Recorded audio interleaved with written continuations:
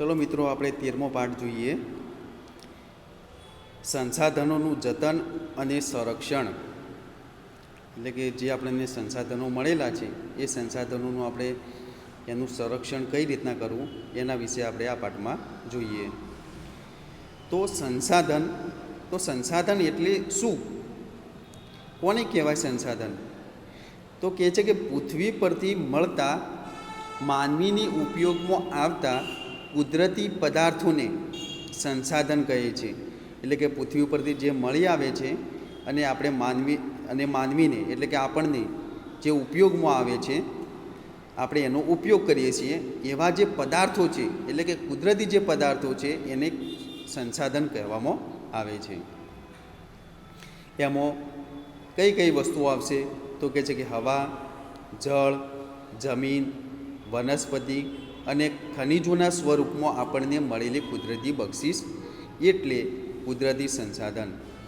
હવે કુદરતી સંસાધનોમાં કઈ કઈ વસ્તુઓ ગણી શકાય? તો કહે છે કે હવા છે, જળ છે, જમીન છે, વનસ્પતિ છે અને ખનિજો એટલે કે આપણે જે કુદરતી ગેસ હોય, પછી પેટ્રોલ છે, ડીઝલ છે, આ બધી વસ્તુઓ ખનિજોમાં આવે.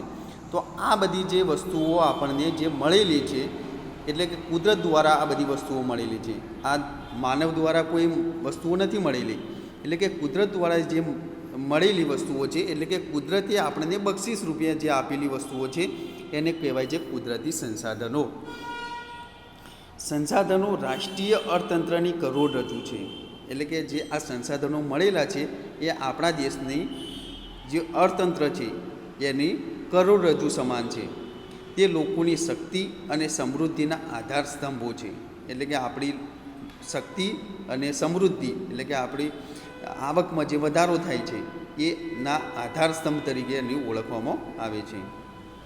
સંસાધનોની કેટલીક ચોક્કસ વિશિષ્ટતાઓ અને ઉપયોગિતાઓ છે. એટલે કે જે આ સંસાધનો મળી આવેલા છે, જે સંસાધનો છે એને આપણને એક અલગ અલગ સંસાધનોની અલગ અલગ રીતે આપણને ઉપયોગમાં આવતા હોય છે. સામાન્ય રીતે સંસાધનો મર્યાદિત માત્રામાં ઉપલબ્ધ છે. એટલે કે જે આ કુદરતી સંસાધનો આપણને મળેલા છે એ સંસાધનો બધા એ અમુક માત્રામાં જ ઉપલબ્ધ છે. મોટા પ્રમાણમાં કે અતિશય પ્રમાણમાં મોટા જથ્થામાં જોવા મળતા નથી. એટલે કે અમુક માત્રામાં જ આપણને ઉપલબ્ધ થયેલા છે. આ સંસાધનોને વધુ ઉપયોગી બનાવવામાં આપણે વિવિધ તકનિકનો ઉપયોગ કરવો જોઈએ.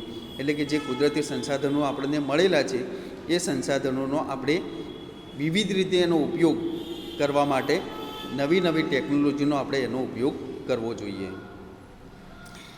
હવે આગળ જોઈએ સંસાધનોના પ્રકાર. તો કહે છે કે સંસાધનો આપણને વિવિધ રીતે ઉપયોગી તો છે જ, પણ હવે કઈ રીતના આપણને ઉપયોગી છે? તો કહે છે કે ખેતીથી શરૂ કરી ઉદ્યોગ અને પરિવહનની પ્રવૃત્તિ સુધીની તમામ પ્રવૃત્તિઓમાં પ્રત્યક્ષ કે પરોક્ષ રીતે કુદરતી સંસાધનો આપણને ઉપયોગી છે. એટલે કે ખેતીથી શરૂઆત કરીએ, આપણને ખબર છે કે ભાઈ આપણો દેશ ખેતી પ્રધાન દેશ ગણાય છે. તો આપણે ખેતીની વસ્તુઓથી લઈ અને જે મોટા મોટા ઉદ્યોગો બનેલા હોય, બીજી વસ્તુ કે જે પરિવહન એટલે કે કોઈ માલ સામાનની અહીંયાથી બીજી જગ્યાએ આયાત કરવાની હોય કે નિકાસ કરવાની હોય, તો આ બધી પ્રવૃત્તિઓમાં દરેક રીતે પ્રત્યક્ષ હોય કે પરોક્ષ રીતે હોય આ કુદરતી સંસાધનો આપણને ઉપયોગમાં આવે છે. ખોરાક તરીકે જમીન અને વનસ્પતિમાંથી પ્રાપ્ત થતી વિવિધ સામગ્રી, ઈંધણ અને ઉર્જા તરીકે સંસાધનો આપણને ઉપયોગી છે.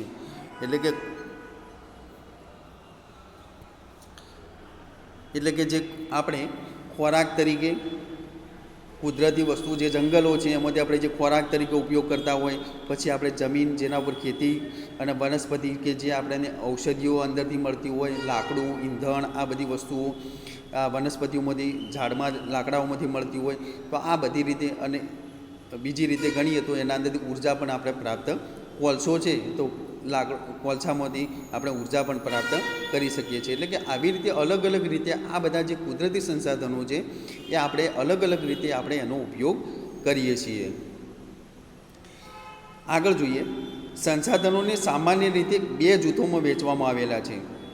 આ જે સંસાધનો મળેલા છે પૃથ્વી ઉપર એ બે અલગ અલગ રીતે એના આપણે બે ભાગોમાં વહેંચવામાં આવેલા છે. એક છે કુદરતી અને બીજો છે માનવ નિર્મિત. એટલે કે કુદરત દ્વારા મળેલા હોય સંસાધનો અને બીજા છે માનવ દ્વારા નિર્મિત હોય, એટલે કે માનવ દ્વારા એને બનાવવામાં આવેલા હોય એવા સંસાધનો. ભૂમિ, જળ, ખનિજો અને જંગલોનો કુદરતી સંસાધનોમાં સમાવેશ થાય છે. એટલે કે આપણું જે જમીન છે, જળ છે, ખનિજો છે અને જે જંગલો છે, આ બધા જે સંસાધનો મળે છે, આ બધા જે સંસાધનો છે એ કુદરતી સંસાધનો તરીકે ઓળખવામાં આવે છે. એટલે કે કુદરત દ્વારા આપણને આ બધી વસ્તુઓ મળેલી છે. અને આ કુદરત દ્વારા જે સંસાધનો મળેલા છે એમાં પણ બે પ્રકાર પડે છે, એક જૈવિક અને બીજો છે અજૈવિક. એમાં ભૂમિ, હવા, જળ, જમીન અજૈવિક સંસાધનો છે. એટલે કે જે ભૂમિ છે એટલે કે જમીન, હવા, જળ, જમીન અજૈવિક સંસાધનો તરીકે ઓળખવામાં આવે છે. એટલે કે એનો મોટા પ્રમાણમાં વિકાસ નથી થતો, એ જે છે એ પરિસ્થિતિમાં રહેતા હોય છે. જ્યારે જંગલો છે અને પ્રાણીઓ જૈવિક સંસાધનો ગણાય છે. જેવી રીતે કે જંગલો તો વૃક્ષોમાં વધારો થાય, મોટા પ્રમાણમાં જંગલોમાં વધારો કરી શકાય. પ્રાણીઓ પોતાની રીતે વધતા હોય છે. એટલે કે આ બધા સંસાધનોમાં આ બધા સંસાધનોને જૈવિક સંસાધનો કહેવામાં આવે છે. માનવીએ સર્જેલા ઔદ્યોગિક એકમો એટલે કે માનવ દ્વારા જે સર્જેલું હોય એટલે કે મોટા મોટા બનાવવામાં આવેલા હોય એવા બધા ઉદ્યોગોની વાત છે. એમાં મોટા સ્મારકો હોય, પછી ચિત્રકળા હોય, બીજી સામાજિક સંસ્થાઓ હોય. આ બધી સંસ્થાઓ આ બધી વસ્તુઓને માનવ નિર્મિત સંસાધનો કહે છે. એટલે કે માનવ દ્વારા એને બનાવવામાં આવેલું હોય જે વસ્તુઓ હોય એને માનવ નિર્મિત સંસાધનો કહેવામાં આવે છે. મનુષ્યમાં રહેલા જ્ઞાન, બુદ્ધિ, કૌશલ્ય, સ્વાસ્થ્ય અને અન્ય ગુણોનો સમાવેશ માનવ સંસાધનોમાં થાય છે.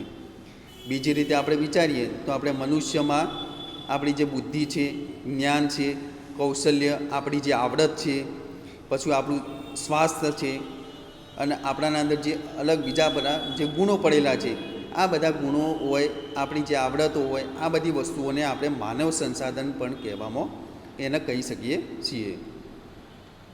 કુદરતી સંસાધનોના વિકાસ માટે માનવ સંસાધન હોવું જરૂરી છે.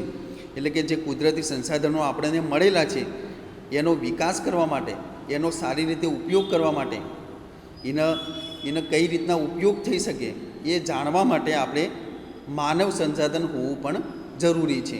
એટલે કે આપણે પણ એક એવું કહી શકીએ કે આપણાના અંદર જ્ઞાન હોવું જોઈએ, બુદ્ધિ હોવી જોઈએ, કૌશલ્ય હોવું જોઈએ, આવડત હોવી જોઈએ. આવી બધી વસ્તુઓ આપણાના અંદર હોવી જરૂરી છે.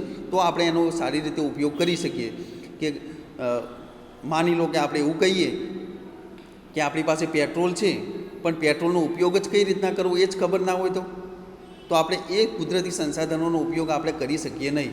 પણ જો આપણે આપણી બુદ્ધિ, જ્ઞાન, કૌશલ્યથી આપણે એ વસ્તુનો ઉપયોગ કરીએ તો આપણે એવું કહી શકીએ કે આપણે જે કુદરતી સંસાધન છે એનો આપણે સારી રીતે આપણી બુદ્ધિ, કૌશલ્યથી આપણે એનો વિકાસ, આપણે એનો ઉપયોગ કર્યો.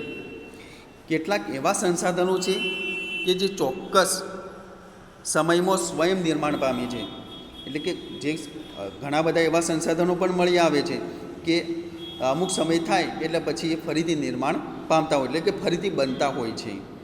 જેમાં ઝાડ, પાન, પશુ, પક્ષી વગેરેમાં પોતાની જાતે પેદા થવાની ક્ષમતા હોય છે.